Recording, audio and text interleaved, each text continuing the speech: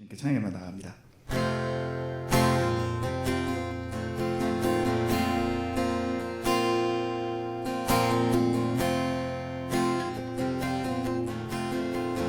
햇살보다 밝게 빛나는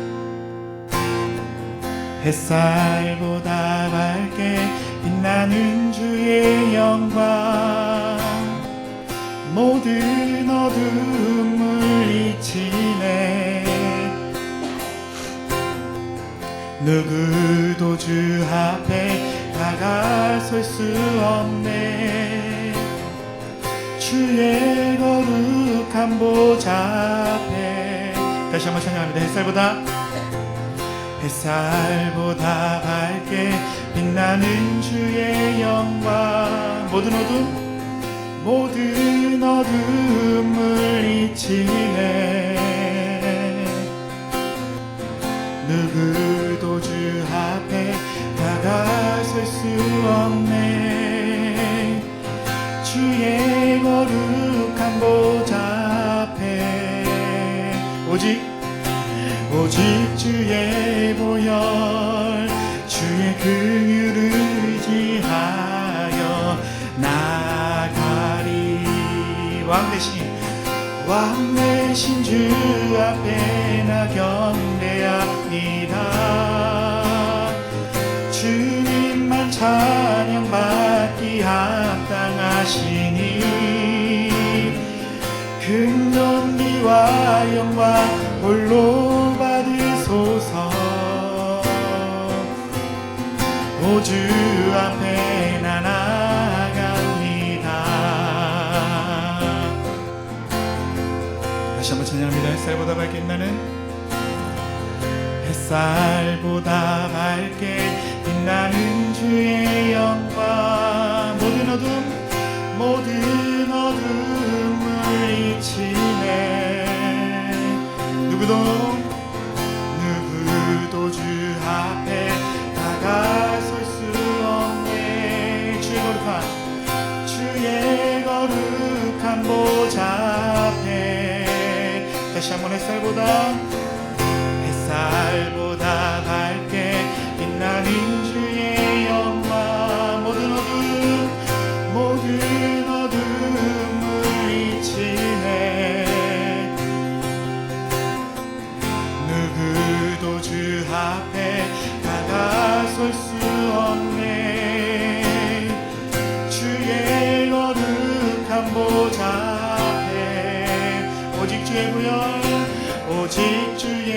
보혈 주의 긍휼을 의지하여 나가리 왕 대신 주 앞에 나 경배합니다 주님만 찬양받기 합당하시니 긍휼과 영광 홀로 받으소서 오 주 앞에 나나 왕 대신 주 앞에 나 경배합니다 주님만 찬양받기 합당하시니 긍휼과 영광 홀로 받으소서 오 주 앞에 나 나가 마지막으로 왕 대신 주 앞에 나 경배합니 주님만 찬양받기 합당하시 긍휼과 영광 홀로 받으소서 오 주 앞에 나 나갑니다 오 주님 내가 나갑니다 오 주님 내가 나갑니다 오 주님 내가 나갑니다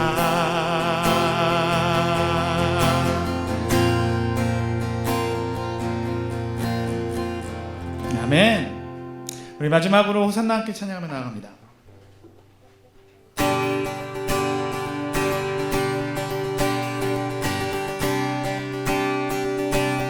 찬양합니다. 찬양 중에 찬양 중에 눈을 들어 주를 보내 소망 중에 마음 다해 주만 나만의 주님을 볼 때 나에게 힘주시네 주님 안에 모든 두려움 사라져 호산나 호산나 호산나 구원의 주 하나님 찬양 받으실 주님 호산나 호산나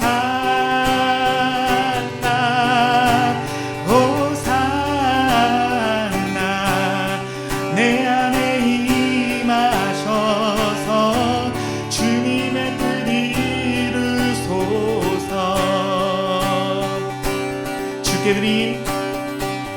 주께 드리 마음 다기로 들으소서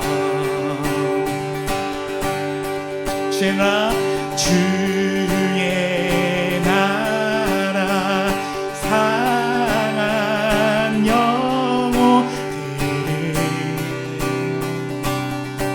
새롭게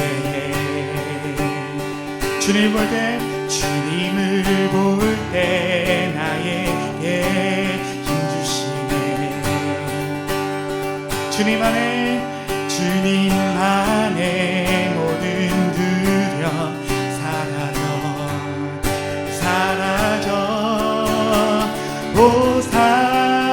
호산나 호산나 구원의 주 하나님 찬양 받으실 주님 호산나 호산나 호산나 구원 임하셔서 주님의 뜻 이루소서 호산나 호산나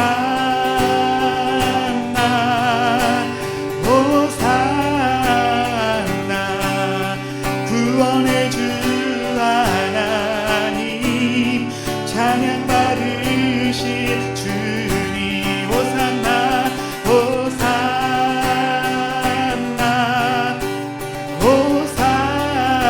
호산나 내 안에 임하셔서 주님의 뜻 이루소서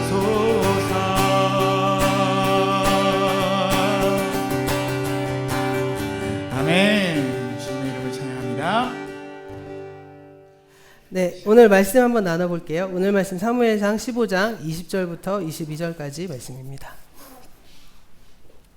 네, 사무엘상 15장 20절부터 22절까지 말씀. 네, 우리 세 절 말씀이니까 우리 한 목소리로 한번 읽어볼까요? 함께 한번 읽어볼게요. 네, 20절부터 22절. 네, 앞에 화면, 새 번역이라서 앞에 화면 보시면서 하시는 게 훨씬 편하실 거예요. 함께 읽어보겠습니다. 시작. 사울이 사무엘에게 대답하였다. 나는 주님께 순종하였습니다. 주님께서 보내시는 대로 전쟁터로 나갔고 아말렉 왕 아각도 잡아왔고 아말렉 사람도 진멸하였습니다. 다만 우리 군인들이 전리품 가운데 양떼와 소떼는 죽이지 않고 길갈로 끌어왔습니다. 그러나 그것은 예언자께서 섬기시는 주 하나님께 제물로 바치려고 진멸할 짐승들 가운데서 가장 좋은 것으로 골라온 것입니다. 사무엘이 나무랐다. 주님께서 어느 것을 더 좋아하시겠습니까? 주님의 말씀에 순종하는 것이겠습니까? 아니면 번제나 화목제를 드리는 것이겠습니까? 잘 들으십시오. 순종이 제사보다 낫고 말씀을 따르는 것이 순양의 기름보다 낫습니다. 아멘. 네, 아주 전통 있는 교회에 부모 세대 혹은 조부모 세대로부터 신앙의 그 연수를 물려받으신 뭐 신앙 몇 대, 뭐 3대, 뭐 혹은 뭐 4대 뭐 이런 분 혹시 여기 계신 분 계시나요? 나는 신앙의 연수가 한 3대 이상이다 있으시나요? 아, 네, 제 아내고, 네, 네, 아, 네, 뭐라고 말씀드릴 건 아니고요. 네, 그분이 누구냐? 그리고 제가 이제 여기다 바로 접니다. 그렇게 얘기하려고 그랬어요. 네, 사실 근데 저는 좀 약간의 돌연변이 같은 사람이에요. 그러니까 왜냐하면 보시는 거랑 다르게 신앙의 연수가 뭐 3대 혹은 4대 이렇게 넘어가시는 분들을 가만 보면 이제 그분들은 어떻게 보면 보통 자기가 살아온 환경이 워낙 단단하잖아요. 그렇게 워낙 단단하다 보니까 뭐 어때요? 괜찮아요? 네. 네. 괜찮죠? 애기 이렇게 돌아다니는 거? 애기니까 돌아다니죠. 이게 특권이에요. 네. 그래서 보시면 그런 분들의 신앙이 되게 고착화되어 있는 경우들을 많이 보게 돼요. 왜냐하면 아주 뭐랄까요? 신앙의 어떤 룰이라든지 뭐 방법이라든지 분위기 이런 게 단단하게 굳어져서 그 사람들이 신앙으로 어떻게 보면 그걸 탈피시키거나 깨려고 하면 굉장히 어렵습니다. 그래서 좋게 보면 안정적이고요.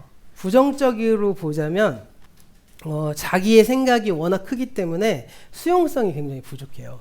그래서 저는 그런 점에서 사실은 저도 옛날에도 그런 모습이었거든요. 네, 어렸을 때부터 막 교회 안 가면 오히려 혼나고 막 수련회 안 가면 혼나고 막 이렇게 자라오다 보니까 우리 자녀 세대들이 지금 그런 고통을 겪고 있잖아요. 저도 그런 고통을 굉장히 많이 겪었는데 근데 그 신앙의 껍질을 좀 탈피하고 하나님 앞에서 대면하는 과정이 굉장히 좀 어려웠습니다. 그런데 이제 그 모태신앙으로 자라오면서 부모님을 통해 물려받은 많은 신앙의 유산들이 있어요. 그 과정 속에서 되게 자연스럽게 체화된 것도 있고 긍정적으로도 혹은 부정적으로도 그런 게 이제 요인이 작동돼서 지금 제 신앙의 기본적인 성향이 좀 구성된 것이죠. 그런데 돌이켜보면 이 신앙의 껍질을 좀 탈피하기까지는 굉장히 힘든 과정을 겪어왔습니다. 왜냐하면 하나님의 말씀이 우선인데 전통이 좀 우선되는 삶을 살아갈 수밖에 없거든요. 그러다 보니까 이 전통이 어느 순간 하나님 같이 되는 거예요. 전통만큼 하나님의 뜻이 전통과 이꼴이 된다고 생각하다 보니까 뭔가 나와 좀 다르다고 생각하면 딱 부정적이 되고 이렇게 뭔가 열려지지 않고 그런 점들을 좀 많이 경험했습니다. 그래도 사실은 우리 부모 세대가 자녀 세대에게 물려줄 수 있는 가장 좋은 유산 중에 하나가 신앙이잖아요. 그래서 그런 모태신앙으로 자라온 것에 대해서 참 감사한 마음이 들기도 합니다. 근데 이제 제가 사실은 왜 이 얘기를 드렸냐면요. 모태신앙의 장단점은 뭐고, 뭐 부족한 점은 뭐고, 이걸 말씀드리려고 한 게 아니라, 돌이켜보니까 왜 이렇게 제가 그 어린 시절을 이렇게 오늘 말씀을 준비하면서 돌이켜보면서, 저희는 아버지보다는 어머니가 굉장히 엄하셨거든요. 근데 저는 아버지를 더 무서워했어요, 사실은. 아버지한테 단 한 번도 이렇게 뭐, 혼나거나 뭐 욕이라든지 뭐 매라든지 이런 게 한 번도 없었는데도 괜히 아버지가 되게 무섭고요. 저희 어머니 엄청나게 엄하셨는데 좀 어머니가 편했던 것 같습니다. 근데 그 어머니에게 굉장히 엄하게 훈계를 많이 받고 살았는데 저희 어머니의 체벌보다도 더 싫었던 게 딱 한 가지가 있었어요. 저는 어머니한테 맞으면 맞을지 이건 정말 싫어했던 것 중에 하나가 있었는데 그게 뭐냐면요. 제가 잘못했을 때 성경을 읽게 하시는 일이었습니다. 네. 제가 뭔가 잘못하면 저희 부모님이 지금 아마 온라인으로 보고 계실 텐데, 어머니 죄송합니다. 그 말씀 하나를 딱 찾아서 용서가 이래요. 딱 부르면 이거 읽어보라고. 그러면 이렇게 딱 읽고 난 다음에 무슨 느낌이 드냐고 이렇게 말씀하시는 거예요. 그래서 정말 싫었어요. 왜 싫었냐면 가뜩이나 혼나서 짜증난데 말씀을 이게 수용할 마음이 없는 자세에서 말씀을 읽고 거기다가 또 그 말씀이 무슨 뜻인지를 또 엄마랑 얘기해야 된다는 게 굉장히 좀 얼마나 힘들었는지 모릅니다. 그 과정 가운데서 가장 많이 들었던 말씀이 무엇이냐면 오늘 함께 읽었던 말씀 가운데 있거든요. 바로 순종이 제사보다 낫다 이 말씀이었습니다. 근데 이 말씀은 비단 저희 어머니한테만 들었던 말씀이 아니라 저희 교회가 굉장히 전통적인 교회거든요. 그러다 보니까 거기 학생회 안에서도 엄청나게 많이 순종이 제사보다 나 이러면서 선배들한테 엄청 무지하게 선생님께 무지하게 혼났고 그리고 또 제가 고등학교 때 사실 예수님 영접을 교회에서 영접했다기보다 기독교 서클에서 영접했거든요. 기독교 서클 안에서도 순종이 제사보다 낫다는 말을 무지하게 들으면서 굉장히 많이 이제 자라왔습니다.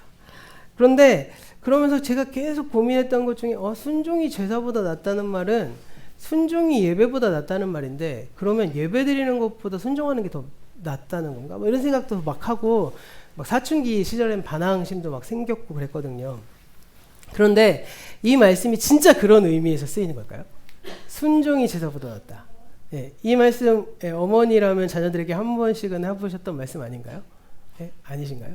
야 순종이 제사보다 나 이런 말씀을 하시지 않았나요? 그런데 이 말은 제가 나중에 이제 신학을 공부하고 성경을 공부하면서 나중에 알게 된 사실인데 사람과의 관계에서 쓰이는 말이 아니라는 걸 알게 됐습니다. 그런데 우리는 어느 순간에 순종이 제사보다 낫다는 이 말이 교회 안에서 혹은 신앙의 공동체 안에서 이게 형상화되다 보니까 어떻게 보면 한국의 기독교가요 유교보다 더 유교 같은 그래서 담임 목사님의 말에 절대 순종해야 되고 그리고 뭐 구역장님, 인도자님의 말에 절대 순종해야 되고 막 일단 이런 것들로 쓰이다 보니까 굉장히 가부장적인 어떤 구조가 형성되어 왔다는 거죠.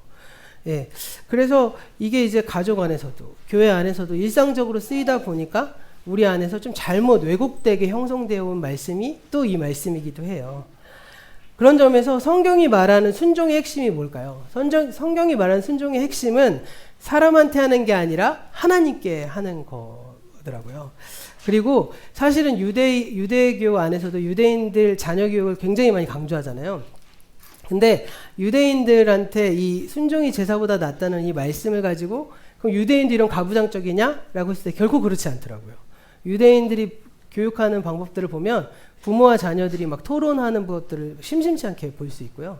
그리고 그것들에 대해서 서로 말씀을 나누고 하는데 별로 꺼리낌 없이 막 하는 걸 볼 수 있거든요.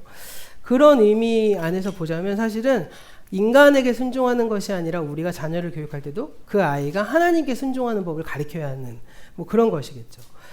하나님께서 우리에게 기대하는 것, 그 기대하는 순종은 뭘까요? 그렇다면 순종이라는 건 내가 다른 사람의 종으로서 그 말을 듣는 것이 아니라 나 자신이 내 삶의 주인으로서 순종하는 것을 하나님 요구하시겠죠. 그러니까 순종을 하되 순종의 주체가 되는 게 가장 중요한 것입니다. 지난 시간에 이어서 오늘도요. 사울의 이야기를 함께 나눠보려고 해요. 지난 시간에는 13장을 중심으로 해서 사울이 왜 하나님께 버림받았는지 하는 질문에 대해서 우리가 함께 나눠봤다면 오늘 말씀인 15장의 말씀을 보시면 15장의 말씀에서도 왜 사울이 이러한 모습 때문에 하나님께 버림받았다라는 것을 알 수 있습니다. 오늘 말씀에 나온 사울의 모습은 그동안 함께 살펴본 이스라엘의 지도자들, 그러니까 엘리가 있었죠. 또 이스라엘의 장로들이 있었죠. 이런 사람들의 어떤 모습들을 압축해서 보여준다고 할 수 있어요.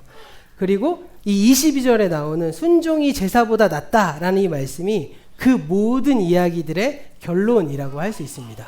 왜냐하면 사울 이후에 누가 지도자로서 이제 등장하기 시작할까요? 다윗이 등장하잖아요. 그러다 보니까 다윗은 어떻게 보면 하나님이 요구하시는 바를 그래도 충실히 했던 사람이기 때문에 전반부의 마침표로서 사울의 어떤 모습을 딱 보여주는데 그 모습, 그러니까 하나님이 이스라엘의 지도자들과 이스라엘 사람들에게 요구하시는 것, 기대하시는 것은 바로 순종이 제사보다 낫다라는 말씀으로 이렇게 마무리를 짓고 있는 것이죠. 그런 점에서 이스라엘의 지도자의 핵심은 책임은요, 하나님의 뜻을 알고 그 뜻에 따라서 하나님의 주되심을 온 나라에 실현하는 것이겠죠. 그것을 한마디로 정의한 게 바로 순종입니다. 그런 의미에서 순종이란 하나님이 주님이 되시게 하는 것이죠.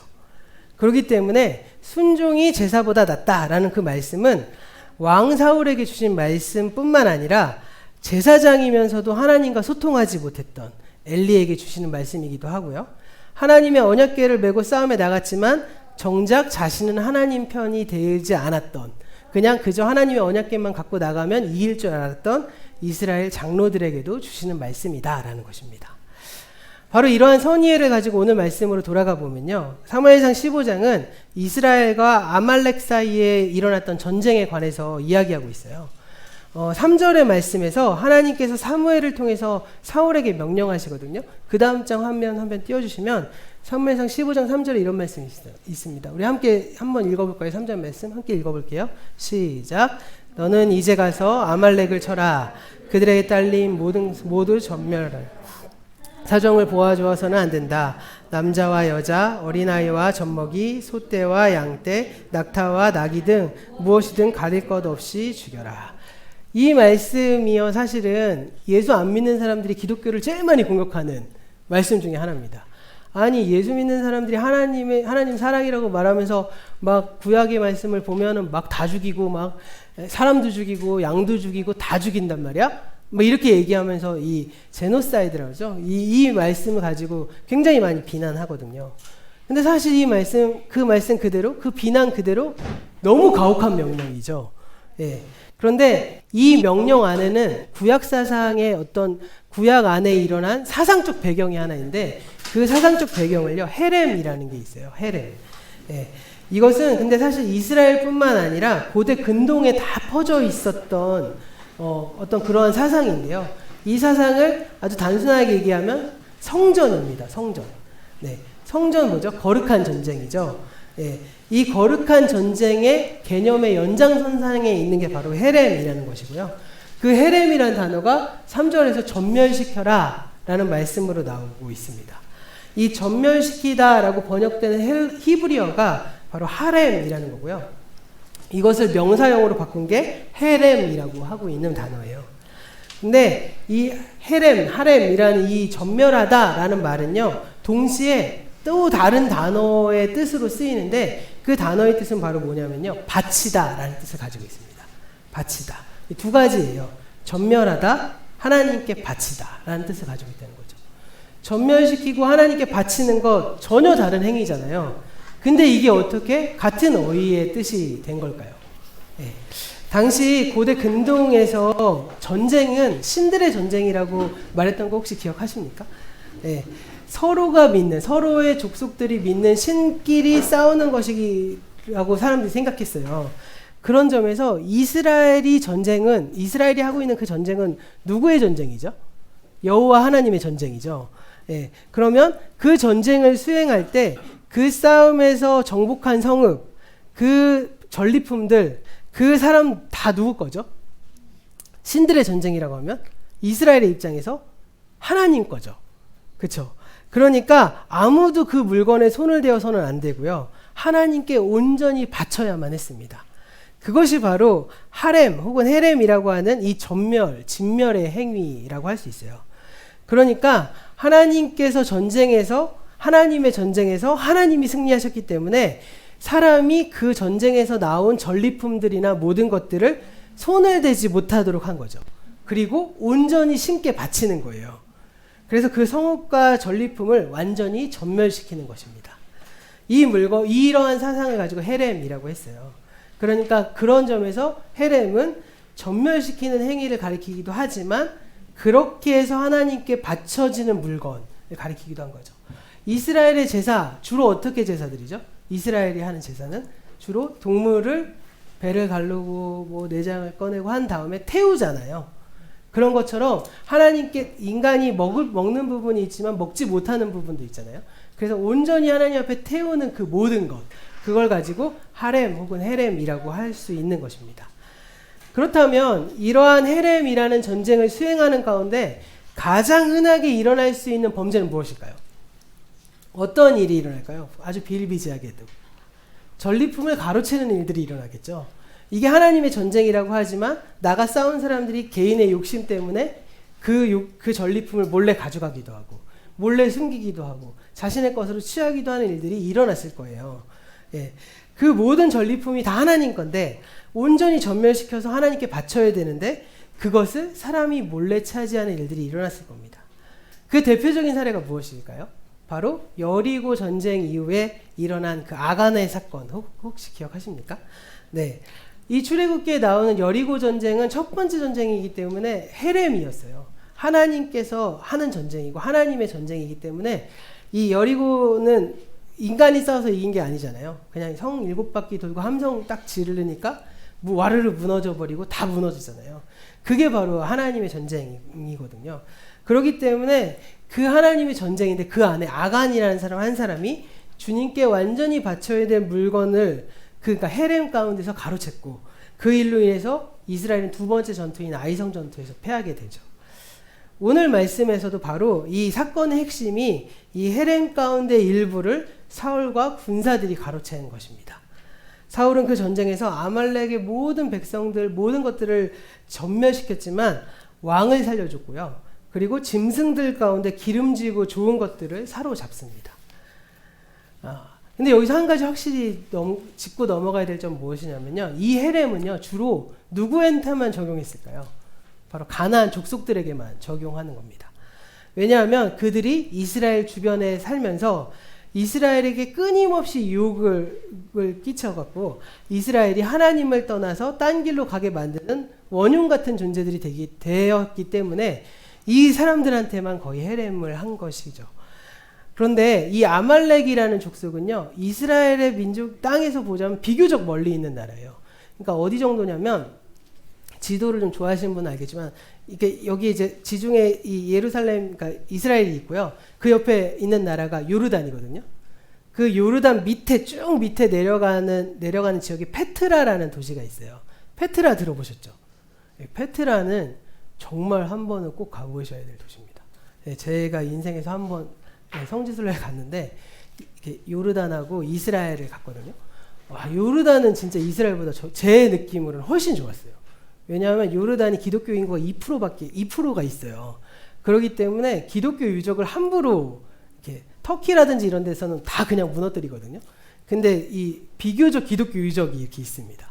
그래서 요르단은 가시면 너무 좋은데 그 안에서도 페트라라는 도시는 기독교랑은 상관없지만 굉장히 막 엄청 모래로 이렇게 흙을 막 이렇게 건물로 깎아서 지은 민족들이거든요. 거기가 바로 아말렉, 에돔 이런 족속이 살던 곳이에요. 그러니까 당시에 이제 이스라엘로 봤을 땐 꽤 멀리 있었던 족속이죠. 근데 이런 족속에까지 왜 그럼 헤렘을 했을까? 왜 헤렘이 대상이 되는 걸까? 그것은 특별한 역사가 있습니다. 과거 이스라엘이 출애굽해서 광야 생활을 했을 때 이 빈들에서 피곤하고 지쳐있는 이스라엘을 갑작스럽게 공격한 족속들이 바로 아말렉이었거든요. 이 말씀이 15장 2절 말씀에 있어요. 왜 아말렉을 치라고 하는지. 한번 2절 한번 읽어볼까요? 자, 시작. 만군의 주가 말한다. 이스라엘이 이집트에서 나올 때에 아말렉이 이스라엘에게 한 일, 곧 길을 막고 대적한 일 때문에 아말렉을 벌하겠다. 출애굽기 17장 8절 이하의 말씀에 있는데 성경을 좀 아시는 분이라면 한 번쯤은 들어보신 내용입니다. 바로 아말렉과 싸움에서 모세가 이렇게 기도를 하다가 팔을 내리면 이스라엘이 지고 팔을 올리면 이스라엘이 이기는 사건 혹시 아시는 분 계시나요? 네. 그래서 이 모세가 자꾸 팔이 이제 힘들어서 내려가니까 이 아론과 훌이 양쪽 팔을 잡고 이렇게 모세의 팔을 들어줘서 결국 전쟁에서 이기게 한 사건이 바로 이 아말렉과의 싸움이거든요. 그 전쟁 이후로 하나님께서 내가 아말렉을 완전히 제거해버리겠다라고 약속하시는 장면이 출애굽기 17장에 나옵니다. 그 다음 화면 보시면 출애굽기 17장 14절 말씀인데요. 이 말씀도 함께 한번 읽어볼까요? 자, 시작. 그때 주님께서 모세에게 말씀하셨다.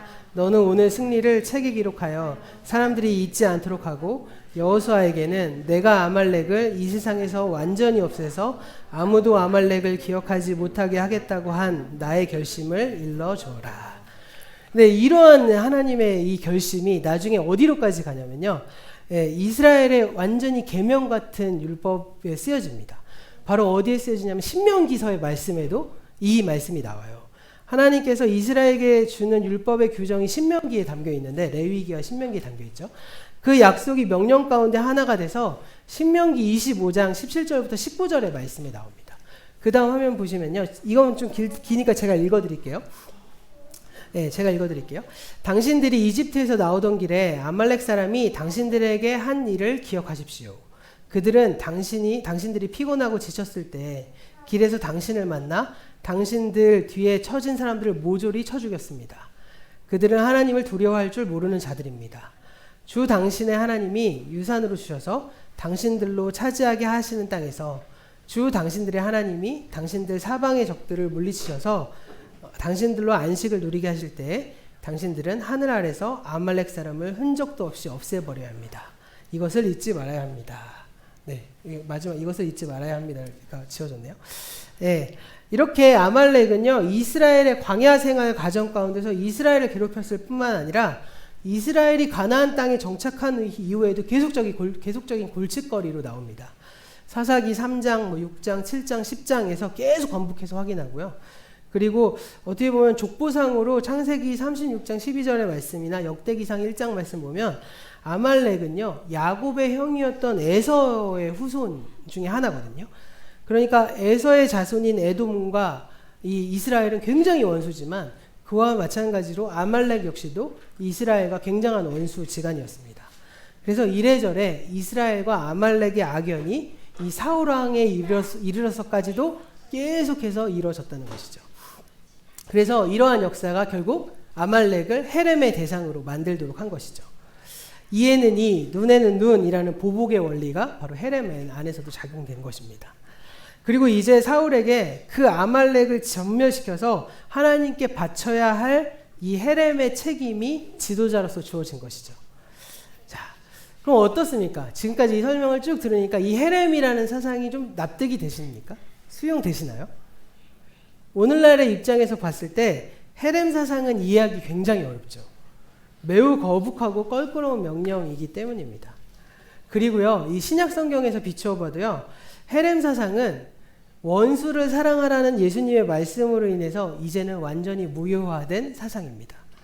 그래서 헤렘은 더 이상 적용될 수 없는 율법이에요. 예를 들어서 현대 이스라엘이 그 주변 국가들, 팔레스타인 사람들에게 하는 그 무자비한 폭력을 보시면 어떻게 보면 이 헤렘과 가까운 보복을 하잖아요. 또 이슬람의 과격파들, 소위 지하드라고 주장하는 것들 보시면 이런 무자비한 폭력들은 사실 정당화되기 어렵습니다. 그런데 더 나아가서요, 이 헤렘이 어떻게 보면 이 구약의 사상 안에서 있긴 있지만 일반적인 또 사상도 아니었습니다. 정리해 보면요, 헤렘은 아주 특정한 시기, 그러니까 가나안 정복기와 사사 시대에만 집중적으로 나타난 현상이고요. 왕정 시대에 접어들면서 국가 정책으로서 헤렘은 사라지게 돼요. 왜 그럴까요? 여러 가지 이유가 있겠지만 왕정 시대로 넘어가면서 이스라엘은 단 한 번도 힘이 센 적이 없었거든요. 주변 국가들의 눈치를 살피며 살폈지 다른 민족들을 막 전멸시키는 어떤 그런 일을 할 정도의 어떤 위상을 갖고 있지는 못했습니다. 그리고 더 나아가서요, 사실 이거는 이스라엘이란 나라가 정착하고 정리되기까지의 이스라엘을 보호하는 테두리 안에서의 사상이지 이것을 일반화시킬 수는 없다는 것이죠. 그래서 혹시 누가 기독교에 대해서 욕하면서 이 헤렘에 대해서 얘기하면 이것을 쭉 풀어서 설명해 주시면 됩니다. 그런데 사실 이 헤렘은요, 몇 주에 걸쳐서 설교하고 또 몇 가지에 걸쳐서 서로 논쟁해야 할 만큼 아주 많은 질문들이 남아있지만 그 질문은 일단 유보하고요. 이 헤렘의 논리만 가지고 오늘 말씀으로 좀 돌아가실 필요가 있어요. 왜냐하면 오늘의 주제를 이해하기 위해서는 이 헤렘에 대해서 이야기해야 됐기 때문에 3분의 2가량을 다 이걸 설명한 것입니다. 혹시 오늘 말씀에서 이 말씀 읽으시면서 이런 사상의 근거가 없이 사울이 하나님의 명령을 거부한 것에 대해서 이 명령이 너무 잔인하다고 여겨서 사울이 거부한 것 아닌가? 혹은 차마 다 죽일 수는 없어서 이렇게 하지 않은 것 아닌가? 라고 생각하신 분 있으신가요? 저는 어렸을 때 그런 생각했거든요. 어떻게 다 죽여? 나 너무 아깝잖아. 막 이런 생각도 많이 했거든요. 아깝기도 하고 잔인하기도 하잖아, 이런 생각을 했었습니다. 그런데 사울이 이렇게 생각했다고 보기에는 매우 어렵습니다. 왜냐하면요, 사울이요, 사무엘상 15장 8절의 말씀 보면 아말렉 모든 백성을 다 칼로 죽였거든요.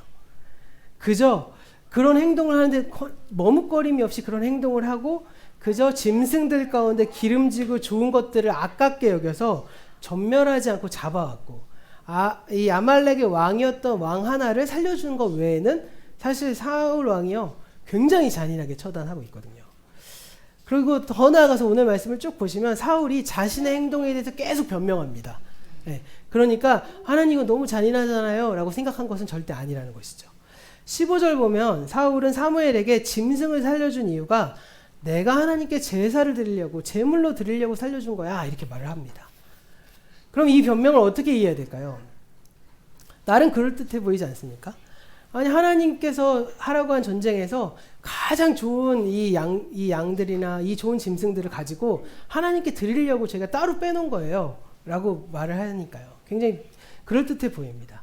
근데 이 헤렘 전쟁을 수행하는 사울의 입장에서 보자면, 그리고 제가 이 헤렘이란 자체만으로도 이게 제사라고 말씀드렸잖아요.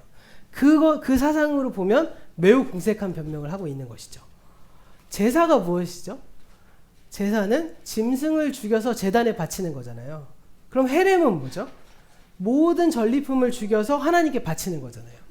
둘 다 죽여서 하나님께 바치는 것인데 굳이 다른 양과 이 짐승들을 빼놔서 하나님께 따로 제사를 드리겠다? 이것은 좀 납득하기 어려운 설명이라는 것이죠. 왜냐하면요, 당시 사람들에게 헤렘 그 자체가 하나님 앞에 드리는 거룩한 제사 행위라고 생각하면서 전쟁한 것이거든요. 네. 미군들 이렇게 전쟁할 때 보면 이 미군의 이 전투모에 보면 막 스피커 같은 게 달려 있어서 막 음악 같은 게 막 나오는 거 혹시 이렇게 보셨나요? 그 음악 막 나오면서 명령도 하고 음악도 막 나오는데 그 음악이 굉장히 막 헤비메탈 음악들이 막 나오잖아요.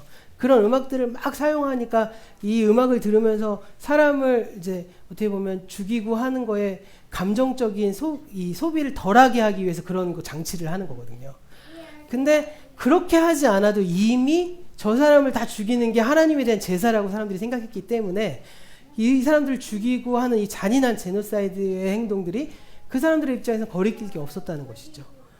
그러니까 이 사울의 변명을 좀 해석해 보면 같은 짐승으로 제사를 드리면서 하나님께서 원하시는 방법으로는 내가 싫고 내가 원하는 방법으로 제사를 드리겠다라고 말하고 있는 셈입니다. 그리고 이것은 매우 궁색한 변명이라는 거예요. 심지어 사울은 이 일에 대한 책임을요 다른 사람에게로 돌리고 있습니다. 오늘 말씀 14절 말씀에서 사무엘이 왜 짐승을 살려서 돌아왔냐라고 질책하니까 15절에서 사울이 이렇게 대답하거든요. 그 다음 장 15절 말씀 보여주시면, 네, 화면 띄워주시면요. 예, 뭐라고 이렇게 줄친 부분만 집중해서 보시면 돼요. 아말렉 사람들에게 빼앗은 것입니다. 우리 군인들이 예언자께서 섬기신 주 하나님께 제물로 바치려고 양떼 소떼 가운데 가장 좋은 것을 남겼다가 끌어왔습니다 라고 했죠. 그러나 나머지 것들은 우리가 진멸했습니다 이렇게 말합니다. 이게 무슨 내용일까요? 이게 사실 세번역 성경이라서 해석이 이렇게 좀 애매하게 돼 있어요. 왜냐하면요, 오늘 말씀 보면 이 동사에만 보면 우리 군인들이 원문에는 뭐라고 하냐면 그들이라고 돼 있는 겁니다. 그러니까 나는 안 했고 그들이 재물을 가지고 왔어. 그리고 밑에 우리가는 진짜 우리가입니다. 그러니까 그럼 이 말의 해석은 뭐죠? 해석은 뭘까요? 나는 진멸시켰는데 그들이 짐승을 가져왔습니다. 이렇게 말하고 있는 것입니다. 이 책임의 피를 20절과 21절에도 그대로 반복시켜요. 그래서 20절을 보면 나를 주어로 하고 있고요. 내가 전쟁터로 나가서 아말렉 사람을 전멸시켰다 이렇게 말합니다. 그리고 21절 말씀 보면 군인들이 그 전리품 가운데 일부를 죽이지 않고 끌고 왔다 이렇게 말합니다. 그러니까 정리해보면 나는 명령대로 수행했는데 그들이 끌고 왔다 이렇게 말하고 있는 것입니다. 사실 이게 사실이면 어떻게 라고 말할 수 있죠. 거짓말일 수도 있고 사실일 수도 있는 내용입니다. 사울은 명령대로 전멸시키려고 했는데 군사들이 명령을 따르지 않고 짐승을 살려둘 수도 있었겠죠. 그러면요, 그렇다고 해서 그 왕의 책임이 사라질까요? 네. 왕은 국가 지도자잖아요. 국가 지도자라는 말은 그가 나라에서 일어나는 모든 일에 대한 무한 책임을 진다는 것이죠. 책임질 능력이 없다는 건 그가 왕으로서 수행할 능력이 없다는 것을 반증하는 겁니다. 이렇게 책임을 회피하면서 사울은 자신이 하나님의 명령대로 했다고 계속 강변하고 있는 거예요. 그러나 사울의 생각과 하나님의 생각은 전혀 달랐습니다. 그래서 13절에서 사울이 자신이 주님의 명령대로 했다라고 항변했지만 11절 말씀 보면요. 동일한 명사와 동일한 목적어를 써서 그가 내 명령을 따르지 않았다 이렇게 말씀하십니다. 11절 말씀 하나님의 말씀과 13절 사울의 변명이 대립하고 있는 것이죠. 심지어 20절에서 사울은 나는 주님께 순종했다라고 주장합니다. 그런데 22절 말씀 보면 하나님 뭐라고 그러죠? 사무엘에게 순종이 제사보다 낫다 이렇게 말하죠. 예, 결국 정리해보자면 사울은 하나님께 순종하지 않았다라는 것입니다. 자, 이렇게 하나님의 뜻과 사울의 생각이 계속 어긋나고 있는 거예요. 바로 여기에 비극의 핵심이 있는 겁니다. 하나님의 뜻을 책임적으로 수행해야 할 왕 사울이 하나님의 뜻에 대해서 전혀 무지하고 있는 것입니다. 오늘 말씀 안에서 반복되거나 대조되는 말들, 표현들이 계속 나오고 있거든요. 그런데 그 가운데 하나가 이 말씀입니다. 예언자께서 섬기시는 주 하나님, 이런 말씀이 나오거든요. 15절과 22절에 거의 비슷한 표현이 나오고 있습니다. 사울이 짐승을 살려둔 이유를 변명하면서 내가 짐승을 살려둔 이유는 하나님께 바치기 위해서다 이렇게 말하잖아요.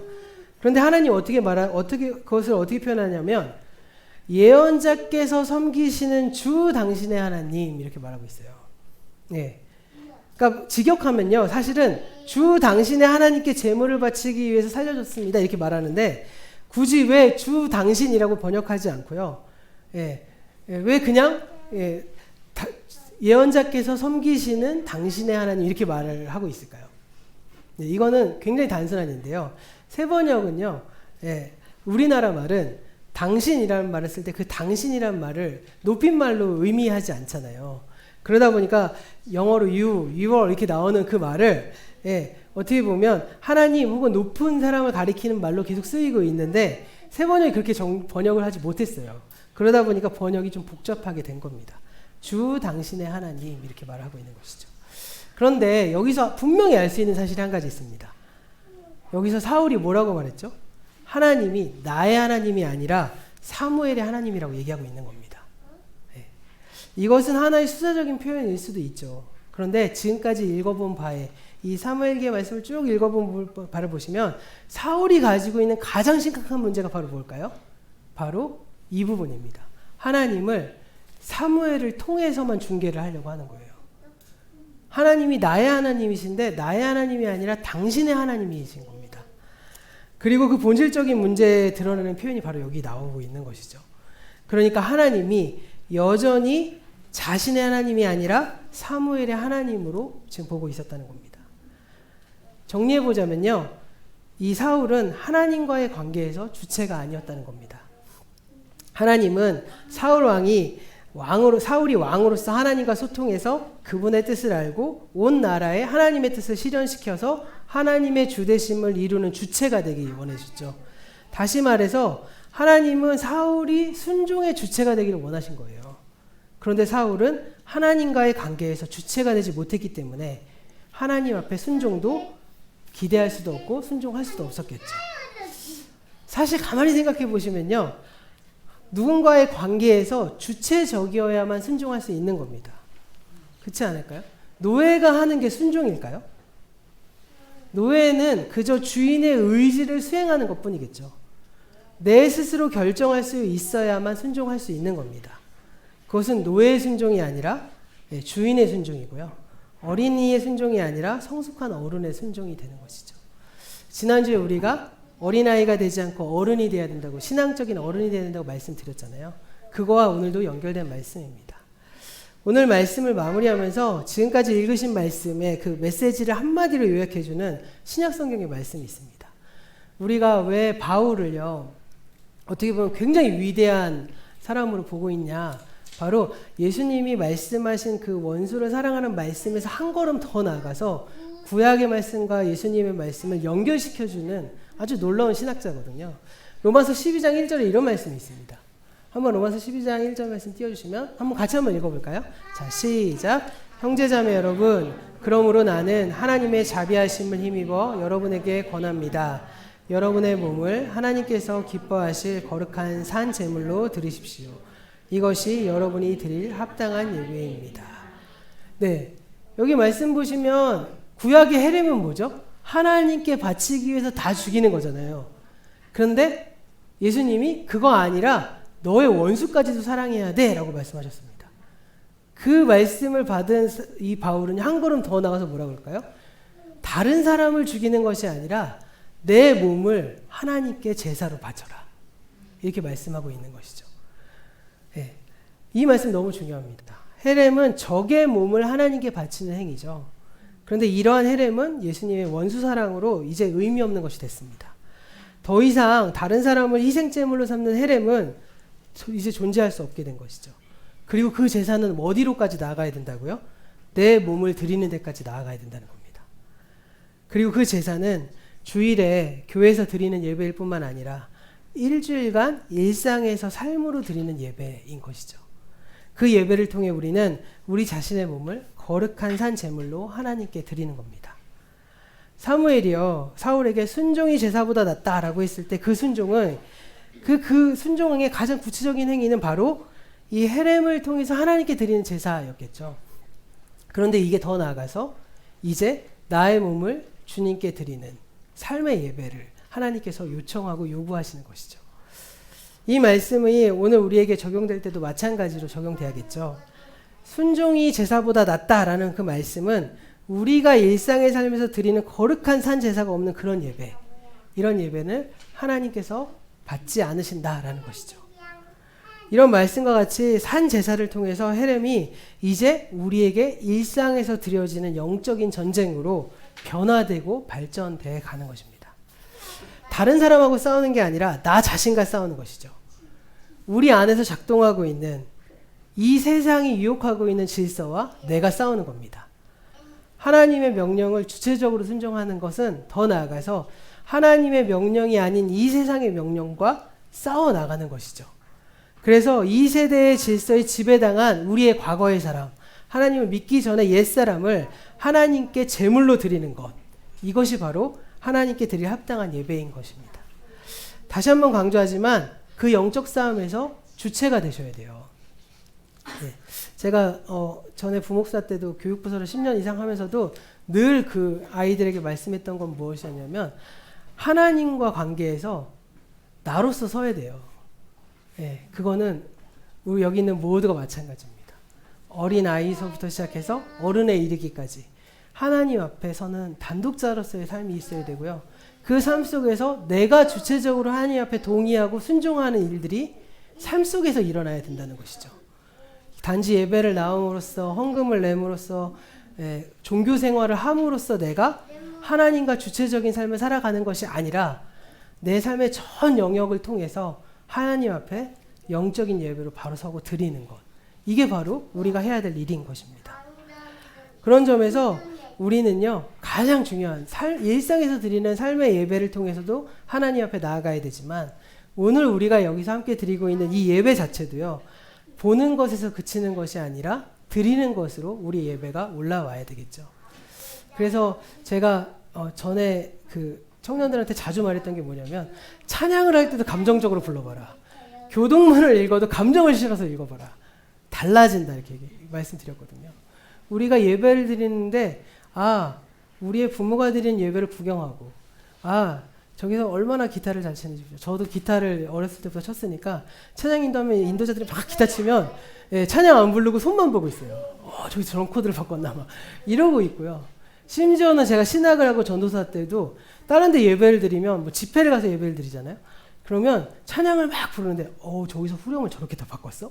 이렇게 저 목사님 설교를 이런 식으로 했단 말이야? 뭐 하는 거죠, 저는? 구경하는 거죠. 내가 하나님 앞에 예배드리는 것이 아니라는 것이죠. 내가 하나님 앞에 예배드리는 것, 기도도 마찬가지입니다. 다른 사람과 함께 드리는 기도 매우 중요하고요. 우리가 공동체로 드리는 기통성으로 하는 기도도 중요하지만 진짜 기도는 무엇일까요? 내가 하나님 앞에 드리는 기도죠. 내가 하나님 앞에 드리는 기도는 내가 어떻게 할 수 있는지 내가 찾아내야 되겠죠. 어떤 사람은 격정적으로 기도하는 게 맞으실 수도 있고, 어떤 사람은 묵상으로 하는 게 맞으실 수도 있고, 어떤 사람은 생각으로 끊임없이 생각을 거듭해서 기도하시는 분들도 있으세요. 어떤 분들은 한마디 한마디 구절구절로 기도하시는 분들도 있습니다. 그런데 중요한 건 그게 중요한 게 아니라 내가 주체적으로 하는 기도입니다. 그런 것들이 수반됐을 때, 내가 하나님 앞에 예배드리고 내가 하나님 앞에 기도했을 때 그 하나님을 알아가고 사랑하는 일들이 반복되다가 결국에 나의 일상 속에서 하나님의 주되심을 이뤄내는 일, 그것이 바로 우리가 해야 할 사명이라는 것입니다. 우리가 오늘 말씀을 통해서 하나님과 소통의 주체가 되는 그 예배, 기도를 통해서 하나님의 주되심을 경험하는 그런 순간들이 좀 이어졌으면 좋겠습니다. 그래서 점차 내가 하나님 앞에 온전한 예배를 드리는, 삶으로 드리는 그런 일상의 예배를 드릴 수 있는 데까지 나아가는 저와 여러분이 되기를 소원합니다. 그러기 위해서 우리 한 사람 한 사람이 하나님과의 관계에서 주체자가 되셔서요, 기도하는 가운데, 예배하는 가운데 하나님과 주체적으로 관계를 형성하시고 그 스스로 하나님을 경험하면서 알고 그 뜻을 삶으로 이뤄내는 우리 그리스도인들이 되어 보시길 바랍니다. 그럴 때 하나님께서 분명히 우리에게, 우리의 삶을 통해서 분명히 하나님이 각자에게 만난 일상에서의 순종을 요구하실 것이고, 그 순종에 기대하고 부합하는 삶을 살아가는 것이 바로 사명이고, 그게 바로 우리 일상의 달란트라고 생각합니다. 우리가 이번 한 주간 특별히 일상의 예배를 통해, 기도를 통해서 하나님과 주되심을 이루어가는 우리 모두가 되시기를 간절히 소망합니다. 우리 이 시간